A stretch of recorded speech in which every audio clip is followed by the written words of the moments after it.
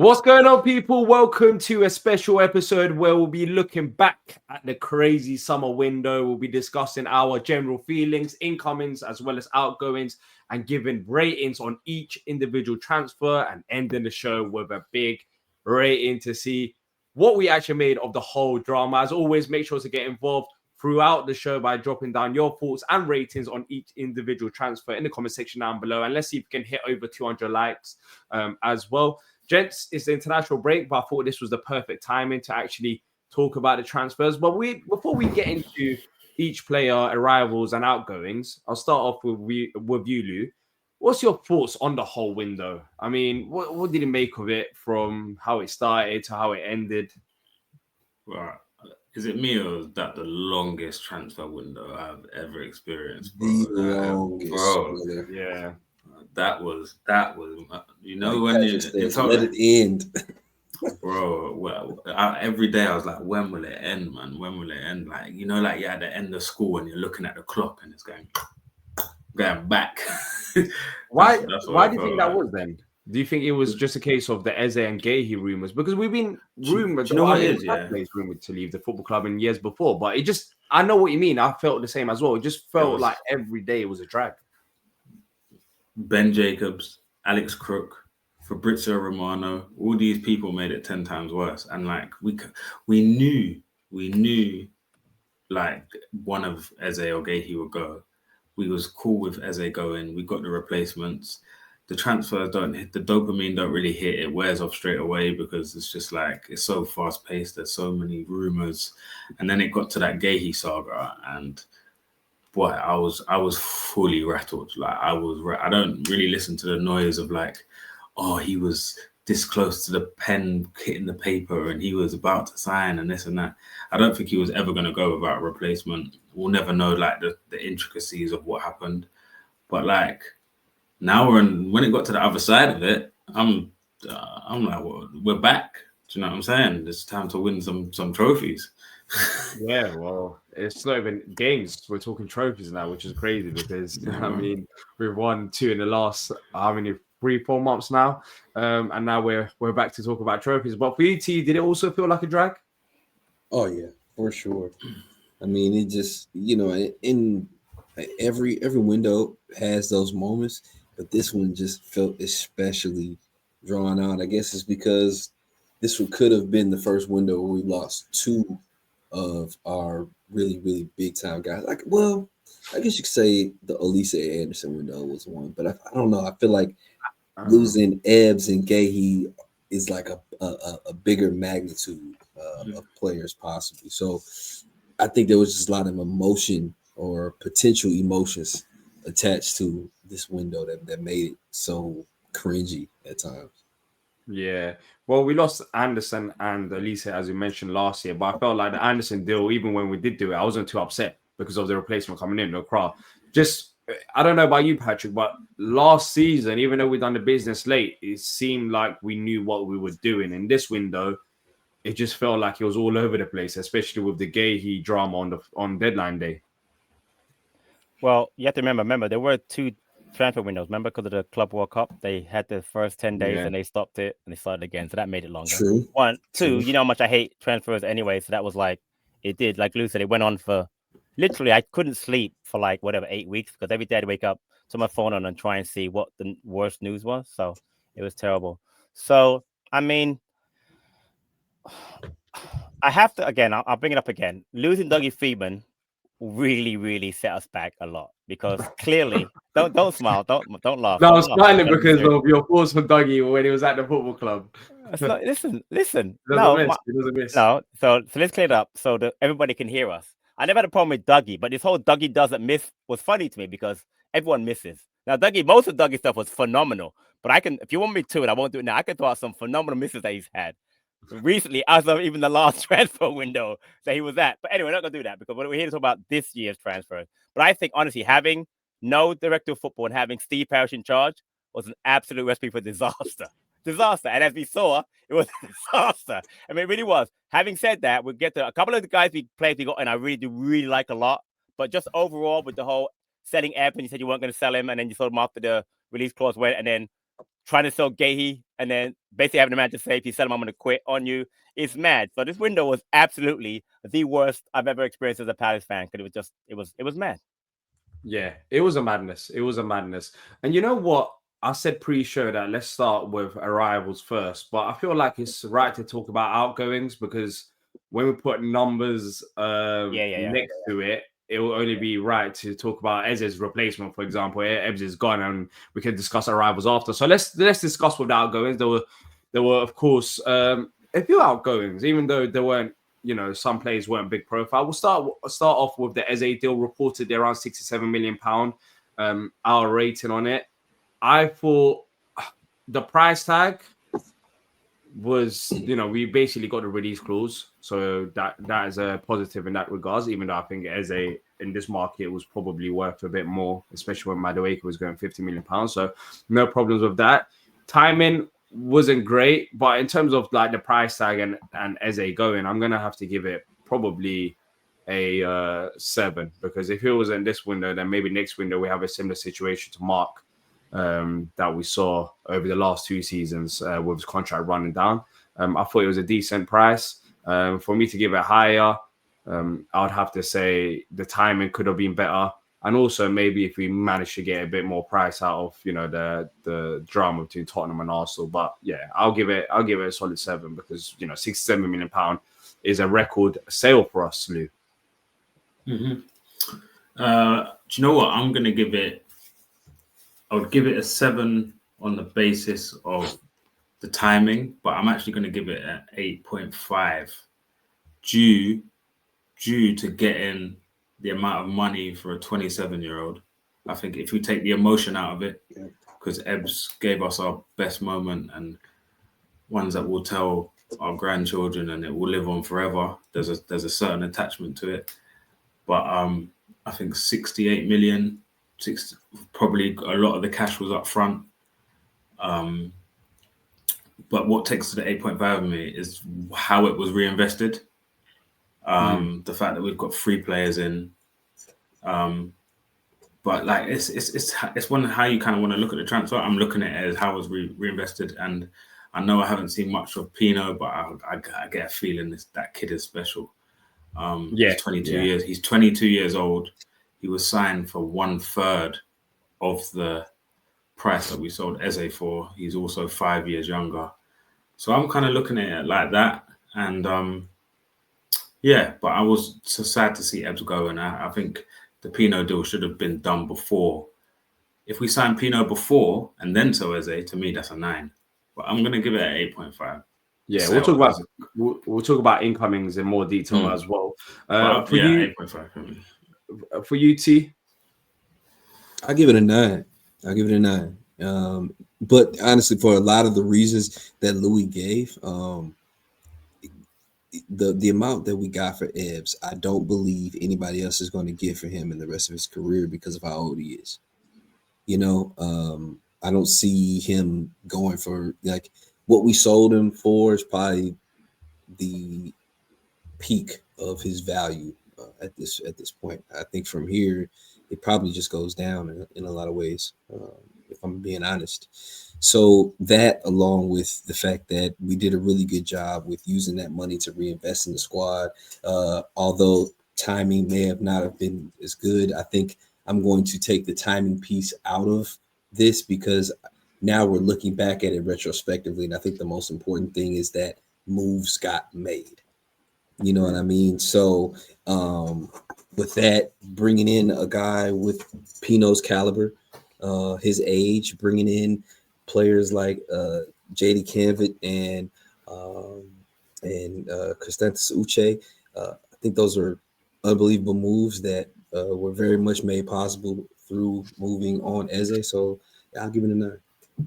Patrick, are you happy with the fee involved with Eze? I think that was one of the reasons. Well, not I think that was one of the reasons why I gave it a 7. I feel like for me, anyways, for it to be like a 9 or 10, that would have been like selling over the release clause and probably selling a bit earlier. That's what makes a perfect sale for me. But for you, what was your thoughts on it?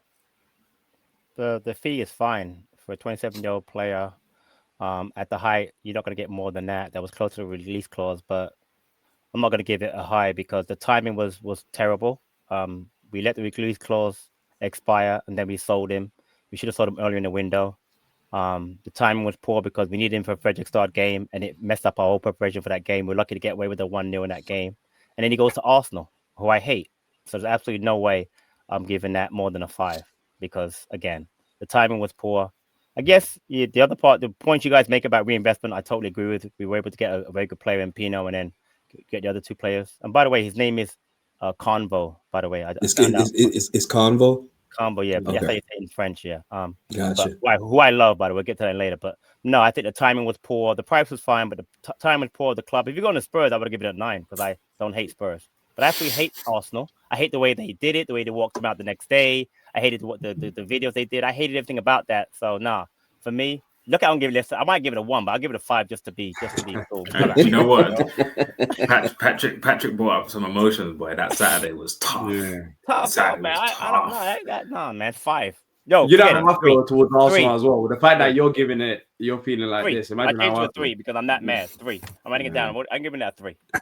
Fair enough. Fair enough. Odson Edward was another sale player that, you know, funny enough, out of this window, he was the only player after Eze that we actually got fee for a player. Yeah. And that was around Ume. well, yeah, if you're Ume, counting yeah. 500,000. Pure profit. Pure profit, bro. I mean, yeah, £500,000 profit, yeah. I guess so. Take it. But Odson Edward, it was around 4 to 5 million euros. There was conflicting reports there. Not a massive price tag, but for me, I'm going to give it a 9.5. Due to the fact that we ended up selling him because it just seemed like a mission. The biggest thing about the Edward deal is not his actual fee; it's more about his wages. Getting £90,000 off your books is big for us, and that is a lot of money when considering Gay. He's reportedly on £50,000. Edward was nearly on double. So the fact that we managed to get a fee for him, even though it was minimal, get him off the wage books, and there wasn't that many interested buyers, so that was a struggle in itself. But I'm just happy about getting him out of the way. So 9.5 for me. Dude, I'll probably give it an 8 just because it just took a while to get him gone, and it caused arguments on back of the nest. And he's done nothing but split everyone apart. If it was Edward versus Mateta, if it was B versus D, if it was Y and we sold him, he just caused too much drama. But if you take the 4 million from this sale, how much did Leicester pay plus his wages? So yeah, exactly. Yeah, so over £5 million. Altogether, yeah, I'm happy with it. He'll probably go to Lons and score fucking 10 goals. I don't really care about that. Well, I've seen him at Palace, so I know what to expect from him. I've seen him. And he done a chat GPT farewell message because I saw all the hyphens. Well, when we go to Uche, we could analyze He copied Fabio Silva. Him and Fabio Silva had the exact same. They must be with the same agency. message. I'm about to say, do they have the same agency? Because then it makes all the sense in the world. Yeah, maybe that was it. That was it. But let's just quickly get past Edward. Your rating? I'll give it an 8. I'll give it an 8 just because wages, big thing. Getting something for him, you know, in a contract year was good, and you know, it was a deal that was well overdue. You know what I mean? We would have loved to see him go to Leicester and play well and sell on, but unfortunately that wasn't the case. So here we are. Patrick? Yeah, I give it a 9. He had to go. I'm going to factor in the Leicester portion that we got a massive fee from them. He didn't play for them, which is mad. That was an absolute robbery. Add that up. What was that? What was that? What was it had that? to be like 2-3 million, I think it was, and then you add that. Total, we should have got about 5 million for Edward with the transfer fee, like over £5 million, Leicester and Lons fee. So that's I mean, we got a bit of money back. And again, we need him for Frederick Stard. He pulled out with a so-called injury. You could tell that really got Glasner upset. So I'm glad he's gone because again, just the last year or whatever, it just doesn't seem like he wanted to be here. And like I said, he's gone. I give it a 9. And what do you say? How you say? Bonsoir. Like you said, I don't good know. evening. Bonsoir. Good evening. Yeah, bonsoir. Bonsoir. I just know bonjour, which is the opposite. That's Au hello. revoir. Yeah. Au revoir. Oh, there it is. That's it. Au revoir, automne. Yeah. Au revoir. Au revoir. Yeah. Look, there's other outgoings. Rob Holding, which I don't think we want to talk about. That's a 10 out of 10. He's gone. And Macron Bowie. you want to quickly mention France? Should we quickly mention France out on loan? No, because he might come back. Not rating, I but just our thoughts on it. Look, he's already played in I was Brazil. going to say the one that I would. How do you guys rate Mustafa's loan deal to Nuremberg? I don't know. It's hard to say. It's good that he's got. Don't like it. I did see a tweet on all the players that Nuremberg have sold recently, and a lot of their players have gone for like 15, 20 million. Yeah. But still, Miroslav Klose as their manager. That's Right, the man, thing yeah. that I like the idea of is him playing for Miroslav Klose. But That's the thing German that I second do division is like. quite big, but in terms of there's big teams in there like Schalke and all of that stuff. But I'd rather him play in the championship than play in the German second division, first division. It makes me wonder if we didn't have the interest that we expected from him from the championship. Maybe it's not Or the maybe interest, maybe the right fit. Yeah. I think it comes down to the playing time. Ideally, we want these players to go out on loan and play, and maybe we just didn't have a team that was committed to making him a regular starter week in, week out, and you know, him going to the second division of Bundesliga, he could play week in, week out, which is more important. We can't let him go on loan and sit on a bench. So I think it might come down to that. I think there'll be championship interest, or maybe there wasn't championship interest. There should have been like League One interest at least. But I think, I'm not against his move over there. I think that's good. Thoughts on France or Mustafa? I mean, Ozo, Whitworth. Don't come back. Who France? I saw that tweet. Why in general, coming back?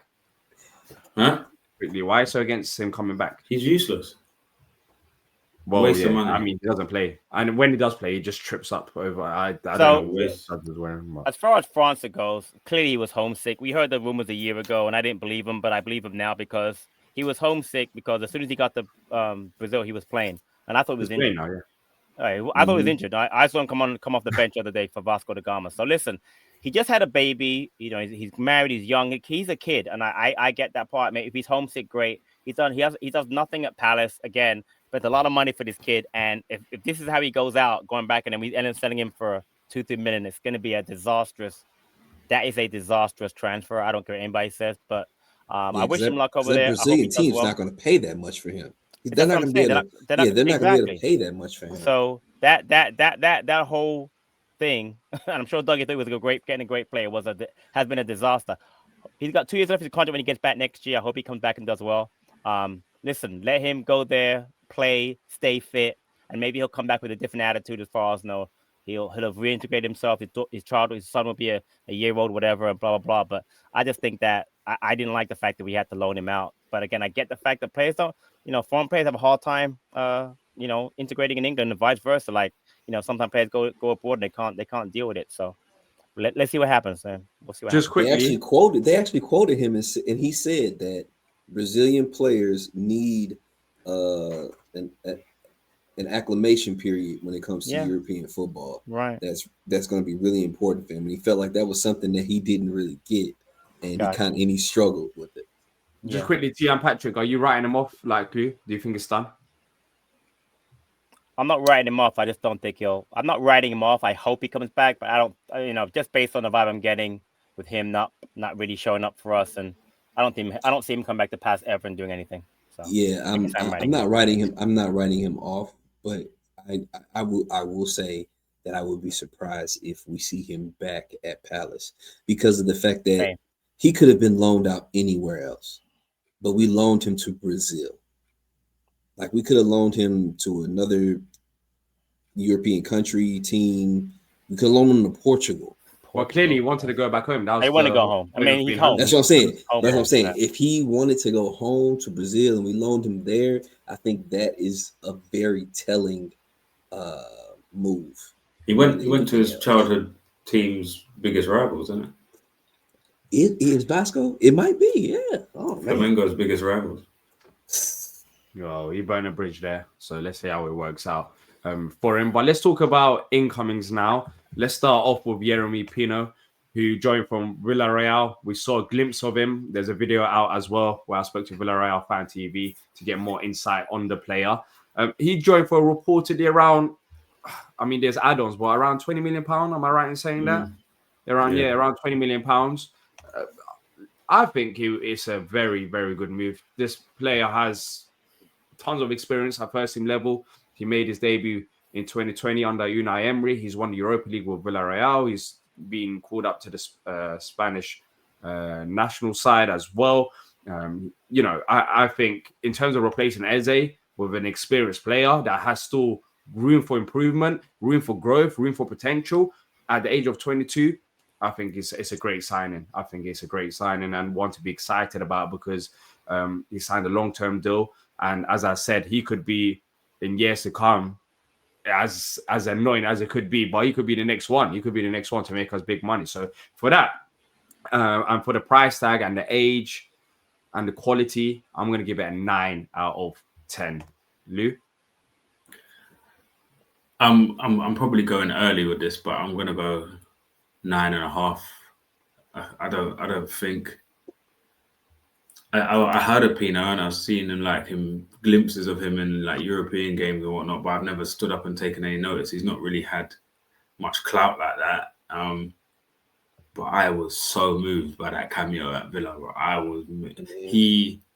To me, that is everything you want in an Eze replacement because he showed glimpses of what Eze didn't have in terms of that work rate. He gave away about 3 fouls, which I didn't think were fouls, but they were like tenacious tackles. There was a time where he just flung his head into a mixer where he could have got hurt, and those are those little things that I think maybe Eze lacked in the sense he was a moments player, and throughout the game it could look like he was too laid back and he was slowing the game down, and it was a bit frustrating. But we knew he'd pop up when we needed him. This guy's all action to me, and just his touch, the ball control. They said that he wasn't that quick, but I saw him running away from a few Villa defenders. And sometimes you don't need extreme speed when your speed of thought is ahead of everyone else's. And I just get that feeling about this player, man. If we keep him fit, I think he could go on and do big things. I'm so excited, man. And the fact that he can play left 10, right 10, left wing, right wing, I just think it's an unbelievable signing, man. I think it's a signing of the window for me. Yeah. T? Strong nine, man. He has all the intangibles, which is really important. I think that one of the things I was a little bit worried about at first was his stature because he is on the smaller side. But seeing the sample from Aston Villa and then doing my research, watching some matches back of him, he seems to cope pretty well with the more physical side of things. And like Lou said, like he's a little gremlin out there, man. Like he gets after it, and which is always a good thing. What you want to see from those smaller guys is tenacity. He's a very, very well acclimated passer, very good passer. So 22 years old, he's a Spanish international. So very important for us to be bringing in players that are playing at a very high level, both club and country, I believe. So I think it was a great move for us, and I think it'll reap us benefits in the future.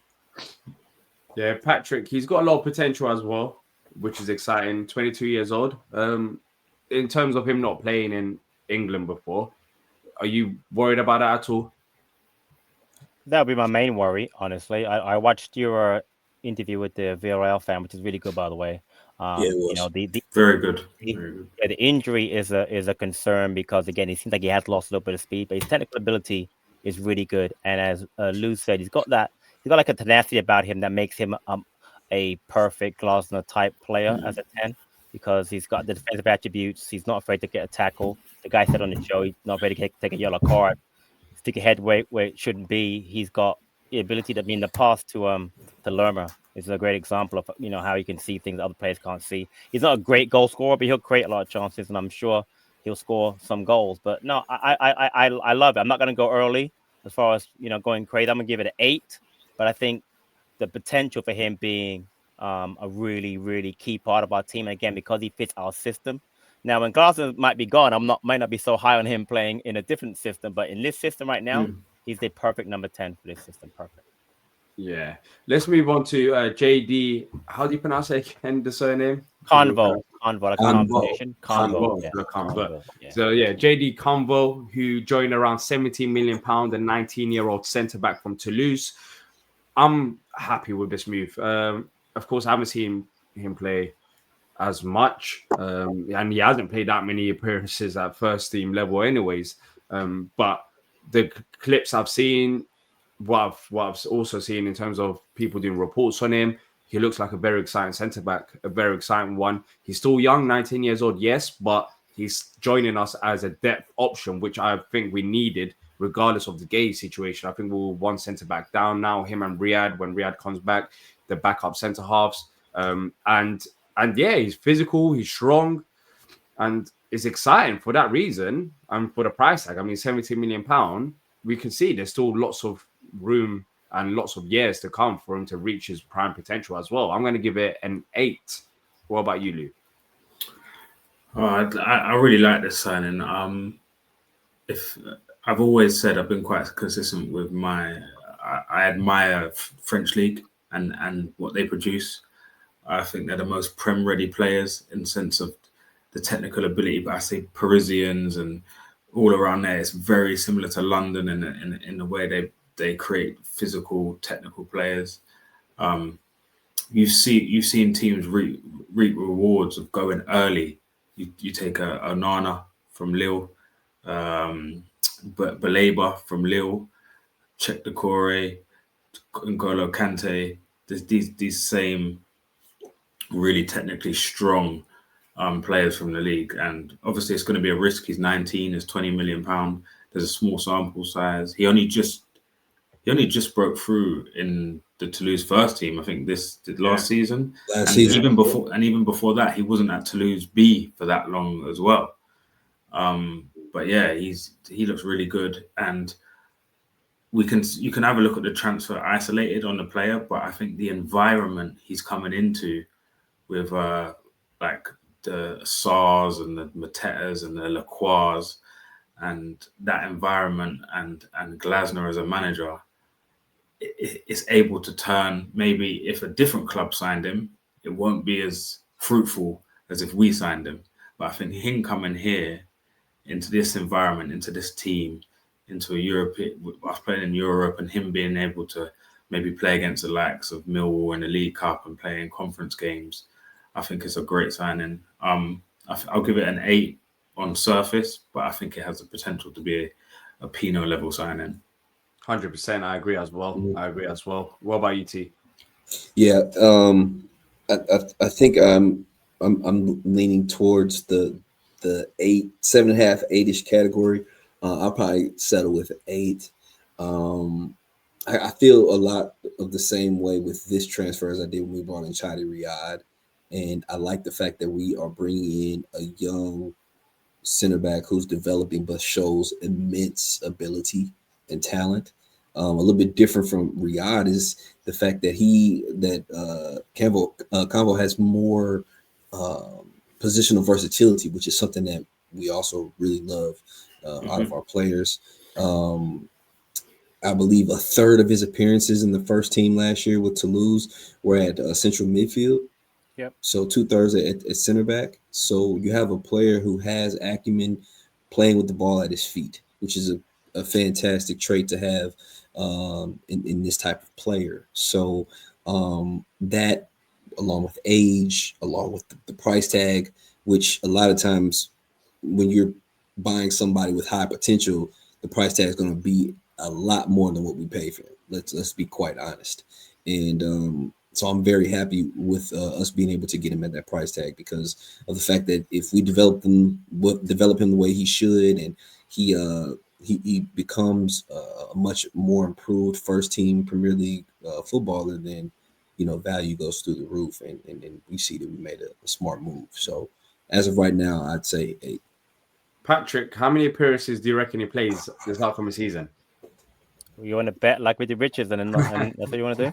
He got that look on his face. You lost that bet. If you want to remind the injury saved you that season. Yeah, you lost that Yeah, bet. he doesn't want to mention that part. Yeah. How many appearances do you reckon he's going to make? 25 in all competitions. Trust me, you don't want to do this again. You don't want to do this Did I say I wanted to bet you? You asked me a question, I answered it. I didn't. I wanted to bet. He said 25 appearances in what could be a 50+ exactly match half. I mean, season. So that's good. I mean, takes one injury to a centre back and he's playing. Exactly. It's like we have massive depth at centre half, or even in the midfield with Wharton and Decore injured. I mean, what type of games do you see him playing in? Is it just a conference games and League Cup, or do you think even League Cup? I mean, Glasgow loves to go strong. Like, how do you see him fitting in this upcoming season? You didn't hear what Lou just said. Lou just said we're one injury away from him starting. So I don't know what your point. So you don't think he really plays any games if we don't have any injuries? No, that's not what I said. I said he's one injury away from being in the starting lineup. So I don't know what that more to say that he's going to be involved. Yeah. Even if everyone is fit, how do you see him? What type of games do you see him playing in this season? I see him playing in certain league matches when we've got Thursday, Sunday. Okay. I see him playing Conference League against like a Cups or against Shelbourne. I see him playing in League Cup and FA Cup games. So the thing is with him is that like I don't like to watch any scouting or comps on a player until we actually sign him. So I've done a lot of reading, and shout out to Tampa Palace Pat on his breakdown of Convo today, which is brilliant on Twitter. Hate Twitter, but I love Pat. And it's a great breakdown. It really is. It shows you all the things you need to know about the player. He's got a massive upside. I watched a ton of scouting videos last night. One guy compared him to William Saliba. That's all. And once I heard that, that's all I had to hear as far as it's ridiculous. So he's got a massive upside. He's young. He's inexperienced, yes, but he's got the physical attributes, got speed, technical ability. I actually love it. And again, as T mentioned, he can play in midfield or as centre back. He's right-footed, so most likely he'd play for Richards. And Richards, by the way, will need lots of rest in order to traveling to the U.S. national team. So I love it. He's definitely our now default fourth centre back. He'll be ahead of Lerma. Lerma will be fifth. Friabney comes back, will be sixth, and Riyad comes back. Riyad goes to fourth. I love it. But I'm not gonna lie. This is one of my favorite of the ones we got. I know you guys love Pino. The next two players we're gonna talk about, him and the next player, are my two favorite because of their versatility and their upside. So I love Combo. I'll give it an 8. I was gonna say with Glasner and how he is. I think training, is so big for him because he always mentions like, oh, we only have 1 week of training after the break between Christmas. He drills that. Why we're so like good is the way he drills us on the training pitch. And to me, if Combo can, if he shows glimpses like Pino did in training, and he picks up what we're trying to do and what our system is, if he can fit into that, his technical ability and his physicality are there already. It's going to be the tactical side, I think. So if he can pick up the tactical side, I think Glasner will be happily will play him. Yeah, and I want to add one more thing. I love the fact we have JP, Saw, Decore, Lacroix, a lot of French-speaking players. He doesn't speak English that well, but to have him integrate him into the squad, I think is brilliant to have those players around. So Decore. I said Decore, bro. Oh, sorry, I didn't. Sorry, no. But I think that's a big part. But Lou's right. Finding the time to get him integrated in the training part is going to be the biggest thing. Because again, if you know Crystal Palace and that back three, it's all about them knowing their roles. And if you don't know your role, that's why Richard, Decore, and Gay are so good together. But I see a massive upside for him. So I'm looking forward to seeing him play. But yeah, like I said, I'll give him 25 games at least, and I'll give him at least an 8 on this as a grade. Mm-hmm. So Patrick, you did say this player and the next player that we're going to talk about is the most excited you are, right? I am out of the 3 ones. I'll go over to you next then. So Walter Benitez next. What about guy is so funny? I swear, you're hilarious. Yeah, because Benitez is so versatile, isn't he? Yeah, he can play goalkeeper. Yeah, we just do Uche next and then go to. He can play right. I know what he's trying to do here. I get it. It's funny, but Chrysanthus Uche, of course, he joined on loan with an obligation to buy. The fee involved, I don't know exactly. 17 million. 17. Yeah, 17, but 17 yeah, million pounds. 17. But Yeah. let's see if that's actually confirmed next year to be high or low. I don't know what is it exactly going to be. But yeah, look, he's an exciting player. Due to the fact of his versatility, he's a hybrid player. He can play in multiple positions. As T's mentioned, he can play as a 6, 8, 10, 9. But I think primarily he'll be playing more in the 10 role, which we needed another depth option there. And he's talented, he's technically gifted, and he's rose up the ranks pretty quickly in terms of how he got scouted at Getafe and how he's just come from Nigerian league to the Liga and now to the Premier League. And yeah, I think physical attributes are there. Young, 22 years old.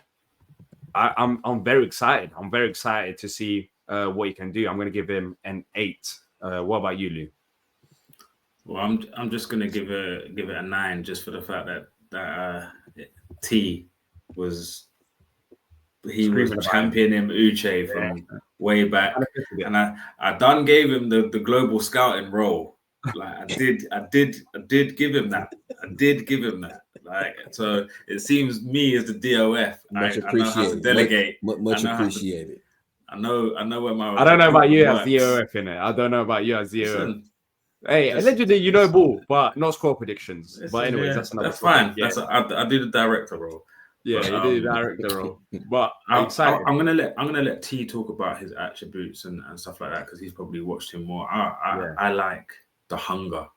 I watched that interview and I saw fire in it inside, and I'm a sucker for. I'm a football romantic, and when I see someone come from nothing and they go to Malta, then they go to the second division of Spain, and so 22 years old, I can't imagine the type of positions and awkwardness and rejection he's probably gone through to get where he is now. He's also now a full Nigerian international.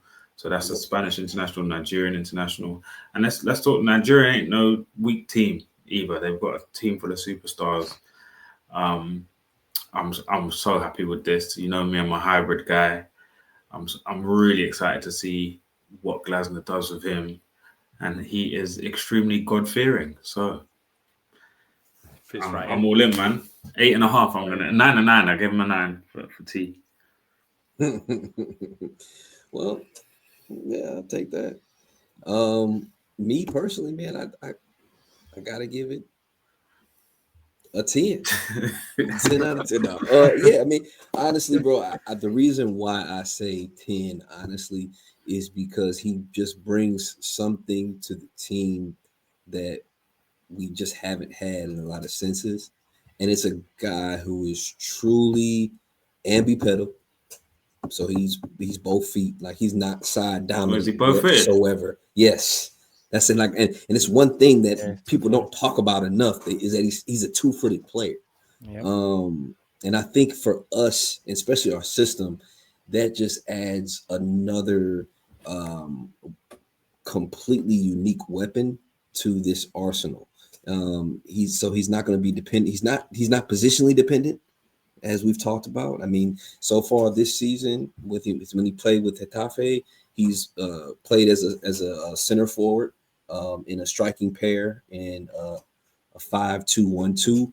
But last season he played majority of his matches at center forward, 18 matches at center forward, 13 at attacking midfielder.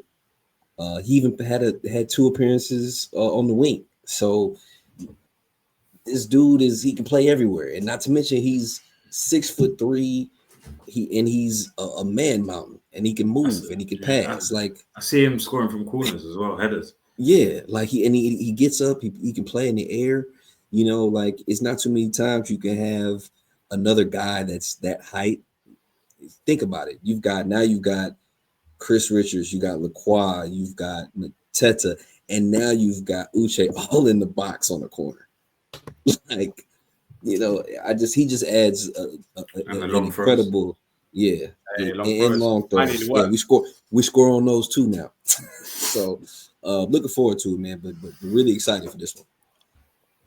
Quickly, T, Where does he play? Where's the best position? Is it the 10, the right 10, or the left 10? Like, well, I don't know. Where would you play? Looking at his information, like the times he's played in the 10, he's been in a lone 10 role. So hard for me to say. In ours. In this situation with somebody like let's put it like this. Ismail Assar is out right now because of his injury. I think he slots into the right 10 because of the fact then that allows us to then play either Kamada or Pino opposite him. When knowing everyone that is both fit, of them. when When everyone's everyone's fit, yeah. where do you see him playing? If you was Glasner and you got a fully fit squad, but you put Uche has to start. Where does he start? I start him left 10. Oh, left 10. I start him left 10. So Just that'll be because of Pino's the fact that I think that he's going to be a nice compliment to somebody like Ismail Assar. That means if him and Pino are playing together, isn't that the perfect interchanging if both of them can play left and right? It really is. They're probably the ideal starting 10s, but I just don't see Glasner usurping Ismail Assar. Different games for different teams, isn't it? But yeah, if he's looking at it more pragmatically, like, hey, we're playing against X team and we know they're going to sit back in a low block, then yeah, maybe that becomes a topic of conversation. Patrick. So for that question there, I would definitely put him next to Wharton in the middle. His strength, his speed, his power, his ability to score goals and create. We don't have that. None of our midfielders can create or score. Wharton doesn't score. Hughes doesn't score. Decore can't score. Kamada can, but it's rare. So I put him next to there and have Saul right and Pino left. Pardon? So you drop Kamada for Uche. So again, certain games I would. Again, this is not for 38 matches. This is match by match. But I think the ideal right now, if everyone's fit, the ideal partner. I'm not talking about Decore yet because he obviously hasn't been around. Would be Uche with Wharton. That would, and then Pino left and Saul right, Mateta. That would be an unbelievable five. That's an unbelievable group, man. Because again, like T says, he's never really played as a dual 10. He's a 10 behind a striker or up there with a striker. So he's not familiar with that position. Remember, he's very raw. Guys, he only played for Getafe for one season. Before then, he was playing like Division 3 in Spain. So for me... Yeah, and before that, Division 5. Exactly. He was in Malta, wasn't it?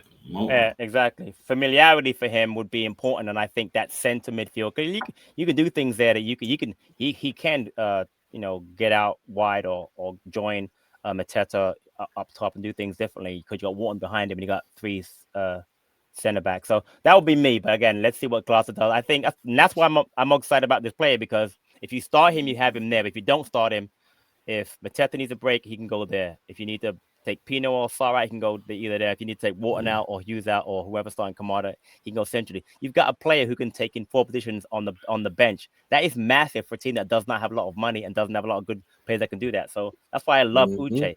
The only negative with Uche is that he scored a penalty against Jamaica in that cup in the summer and beat him. He can take penalty kicks too, by the way. So I mean, this player excites me, and I love the story. I mean, I can kind of relate to it a little bit, but I love the story of a player who came from Nigeria, worked his way up through the ranks, got to Spain, and now got to the Premier League. And the way he speaks, he doesn't know Palace. You know that interview with me, he doesn't really know. He's just talking about how Palace is a great team, whatever. But I love the way how he was so happy to be part of the Palace community. And like Lou said, he's God-fearing. Nah, man, I love Uche as a signing. I mean, I'm gonna give it a 9. I think Glasgow get the best out of him. I know Glasgow, for a fact, wanted this player. We got him. Wolves had him, by the way, guys. Wolves had him, and we stole him. That's another thing about him. We stole him. That's why I watched the Wolves. The guy who did the Wolves guy did a breakdown of it. They wanted him badly because they knew how versatile he was, how good he was. Nah, man, I love Uche as a signing. He's a perfect Glasgow player. I'm looking forward to this. They said the agent was the reason why it didn't go through. Was it Jorge Mendes? Was the one that was apparently controlling the actual move, and he was like, "Nah, man, I don't like that at all." Like, I know Glasner we don't swear away from our formation, but do you think? I feel like this is the first time where we've had players where if we really wanted to, it could switch. I don't think it will. No, I don't. I Kind know. of how effective it is. But yeah, if you want not to, overall. he said but yeah. we could. He said we could switch. Right. Like all of a Right. sudden, you could have Pino left, Sar right, Uche 10. You could have, do you know what I mean? You can have 2 6s, 2 8s, 1 6. This manager, man, Yeah. do You a can lot. go. You can do a can lot. go. I You can just, go I just, single team double striker. yeah, we could play 4-4-2. I'm just saying before it was like we would be shoehorning people in, but I think now we actually, and I know I love our formation. I don't think there's another team really that play it better really in Europe than us. But I think teams are going to really start respecting us a bit more. I think they are. I think it's going to be harder. We're going to get that respect that we're playing against this Glasgow kind of not super team, but like if we're being real, when Palace are on, when we're at the top of our game, there's not many that can like compete as much because we're so physically strong, like so organized. It's so hard to play against. So I'm just thinking maybe teams might show a bit more respect. I'm not saying I want it to change. I'm just saying we do have the personnel to kind of change it a little bit now. Yeah, but what I'll say is that I think it was either Eintracht or one of them. The players wanted him to change, but he Wolfsburg. wouldn't do it. Wolfsburg, right? Wolfsburg. He's not going No, to he change did it. change it in there. He did change it. Yeah, but the thing is though, it's that system. I'll say I've been saying it like on all of our shows. That 3-4-2-1 is the most flexible system you can have because all you've got to do is push them the one of the center backs into midfield and it changes. It becomes 4 in the back. It's just easy. You push wing backs up higher. It's a very fluid, very very fluid formation. So I think the way that we play it is perfect. Again, the 3 center backs are key to that. The wing backs are also very important. But I just think that the way that we play, and again, we don't need the ball. I mean, I watched a video today. We're the most effective team I've ever seen that does not need the football. Just give up. But if you give it to us, we'll counter and we'll score on you, which is amazing. And we've done it to the Villa now about 3-4 times. They must be sick of us. So again, I know what you're saying, and there's a possibility, but I think that right now we got so many players that can kind of fit in. I think don't change the system. Just use those players' strengths to make that system a little bit better. So we'll see. Yeah. Maybe we just become a little bit more fluid, and it's not the actual system change. Well, he's changed the formation whilst he's been at Palace, like during the games. I remember he done 4-4-2 last year. What game was that at home? Was it last year or was it first? Was it first season? Yeah, that was like desperate. That was like kitchen sink stuff where Saar went to right back and yeah. So he can up front, switch it off, but he doesn't really want to. Let's just quickly talk about Walter Benitez and Sosa, who have been at the football club for a while now. Start off with Sosa. I'll give it a I don't know, 6.5. I think he's come from Ajax, with Ajax fans being happy that he's left. He wasn't as highly rated coming to us, but we've needed a left wing back cover. It would have been better if we signed Juve. I think that would have been proper competition for Mitchell. I think Sosa is a good player. He's better going forward than what we had with Ben Chilwell at the club. It seems like in the odd appearances, and most importantly, we've got the depth. But I think we could have done maybe a bit better in terms of quality. Just felt like we was on a cheaper side of things. So for that reason, I'll give it a 6.5. But it's good that we got that depth, Lou. Yeah, I'll probably give it a 6.5 as well. It's hard to sign a player where it's not like midfield where like there's 2 roles or there's a 10. There's like it's literally Mitchell or him, and I like it for the fact of Glasner come out and said Mitchell doesn't need pushing, but we all need a little bit of pushing, like regardless. And it's not like he's pushing him to displace him. It's just giving him that break, allowing him to. I think the signing is better in terms of it allows Mitchell to stay fit. It allows Mitchell to maybe be at his peak for 67 minutes, and maybe did he come off? He didn't come off, did he? Against Villa, did he? Or maybe that was probably a time where we thought Sosa would come on, but like maybe later in the season. No. Yeah, but I rate it a 6. It cost pennies, didn't it? It cost peanuts, and he's more than an adequate backup to me. Yeah. I'm a solid 6 as well. It was kind of a needs must signing. Like it was one of those like when you heard about it, it's kind of like, all right, okay, I see it. And it's the reason why I think I was very much good with the move was because of the fact that, well, you knew it gave us depth, number one, and it also made me understand, hey, we're not trying to replace Ty, like, because I don't think he's good enough to do that. So I think it was a solid move, but it wasn't, anything that made me think, oh, we're trying to have somebody to truly compete with Ty for that role. Because I think there were some other options that we could have done that had we done, it's like, okay, now they really want somebody to compete and push him for that starting role. So I mean, solid 6, good move. Not a lot of money. I'll take it. Patrick, I'm gonna give it a 7 because I think the price point was perfect. I think we needed a left wing back. He's got a lot of quality, but here's the thing: he's not match fit really. He's getting there. I'm looking here. He hasn't played 80 minutes since February 14th for Torino versus Bologna. He just hasn't played. You can see he's got quality. You can see there are certain things he's not very good at. He's not great defensively.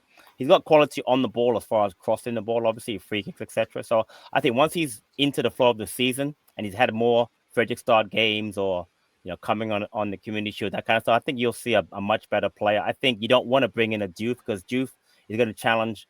He's going to obviously want to get Ty's position. I think Ty is. Unless we're going to sell Ty, we didn't need to bring in a Diouf at that price point because it's a lot of money spent on the left wing back. But I think but it's still quality depth, no? I don't think you need for.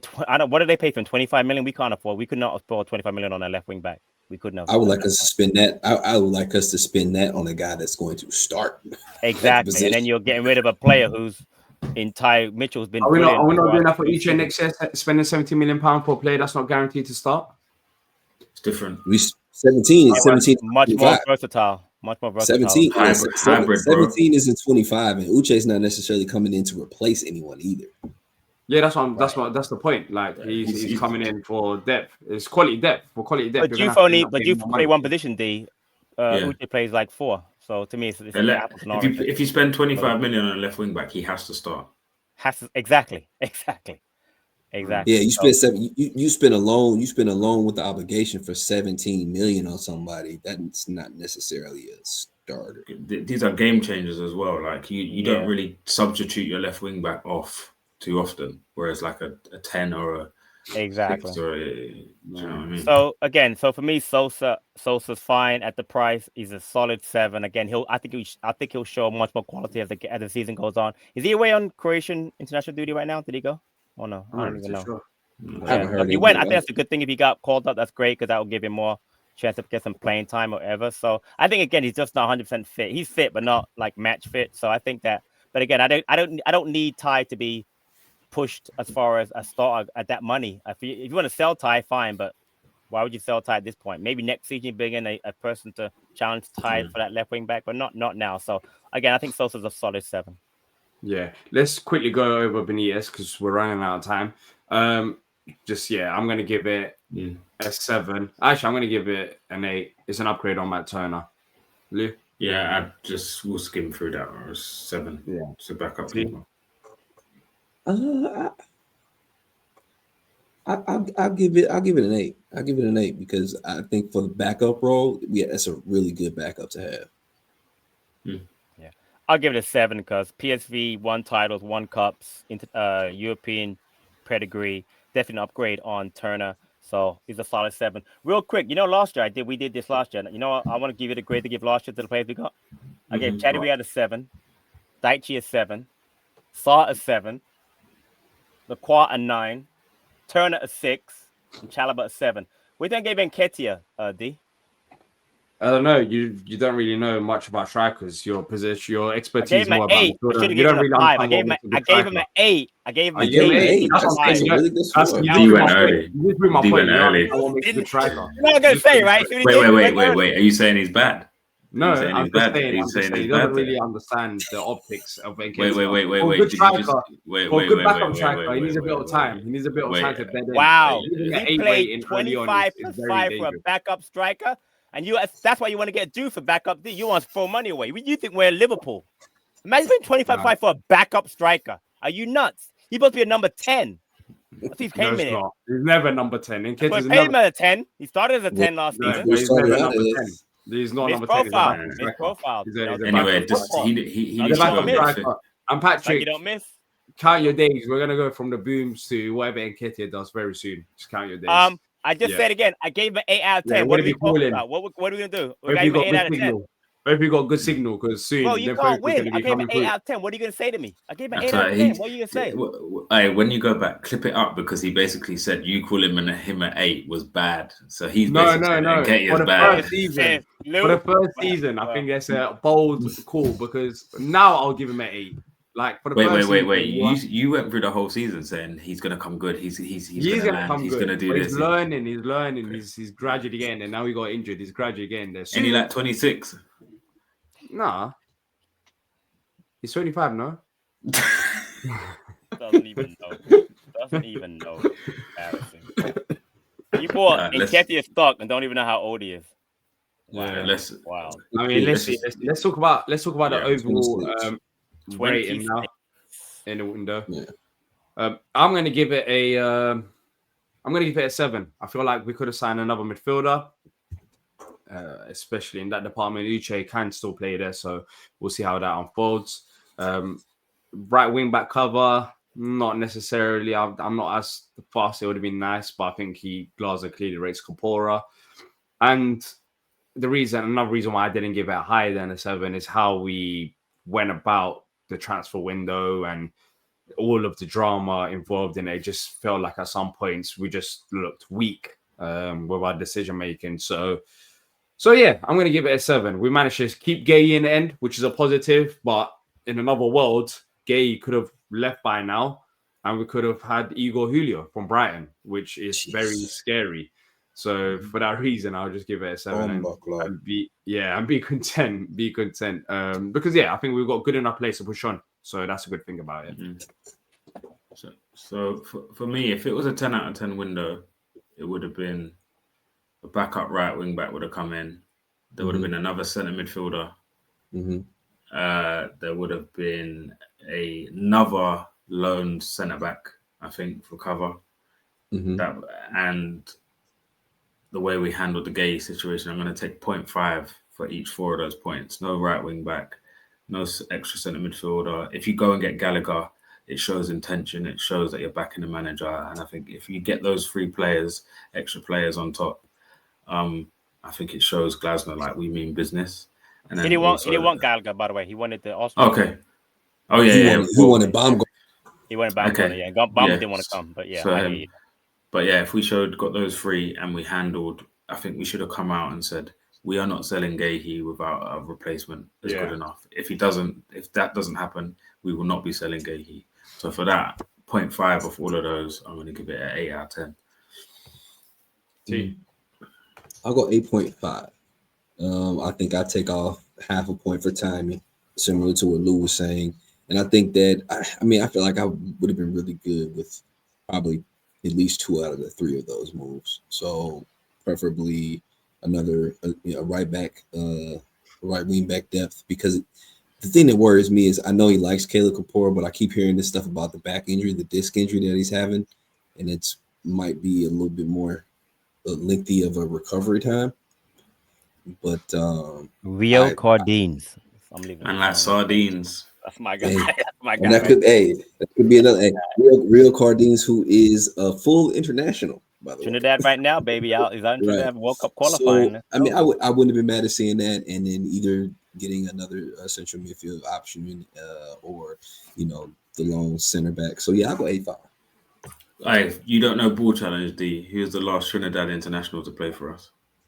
I know that. I remember this. Who's the last? Can you give me like what year was it? He was a forward. Huh? What did he say? SJ, and he is a forward. Don't be looking at your laptop. I'm talking about year. I'm talking about what year? 10, 9, 8. No, 20, what year did he play? What year did he play? 2010, 2010 maybe? 2010 to 2012. 5, 4, 3, 2, 1. Stop Googling. I remember. Stern John. That's it, man. My wife should have daddy. So if I don't know, I was going to say that. You should have given me another 5 seconds. I was about to say that. Yeah, Oh. Google So- wasn't You know, moving. All So right. to end it up, I'll give it 8 out of 10. I think to lose only Eze, I'm not going to count losing Edward as anything. I'm bringing 5 quality players. In my eyes, quality players is really good. A couple of them I have really high potential for. I love that. I think the window was a disaster the way it was handled by Parrish. Clearly, we had no money to spend, by the way, because the way that we did it, having to first sell Eze and then buy those players, you can't run a business that way. And I think the Gahey thing was absolutely, totally embarrassing in all aspects. In having it come down to the last day, having the poor guy wanting to have a medical and then telling me he couldn't go, having the manager have to intervene. It was a disaster. So I'm giving it 8 only because, again, I think the 5 people you brought in is going to help us a lot. And I think the manager feels he's been backed. Maybe, like you guys said, maybe a lone center back would have been nice too. But I think the manager's been backed, and that's all I really care about is that Glasner is happy. But so for me, 8, and I gave last year the 8.5, and that was with Eddie and Ketia both. So I don't know what I'm talking about, bro. Seriously. Yeah. Don't know Based on ball. your last rating on Nketiah, it does seem like you're right. You don't know. Yeah, you might not know, but let's see. If you have enjoyed this, drop a like, subscribe, and most importantly, let us know your ratings in the comment section down below. We'll see if there's any other further updates or news. We'll be here talking about it. But make sure to check out the Pinot video. That was fun recording that and getting a bit more insight. But yeah, after an hour, I didn't expect it to be this long. That's it. And until next time, up the palace. Up the palace.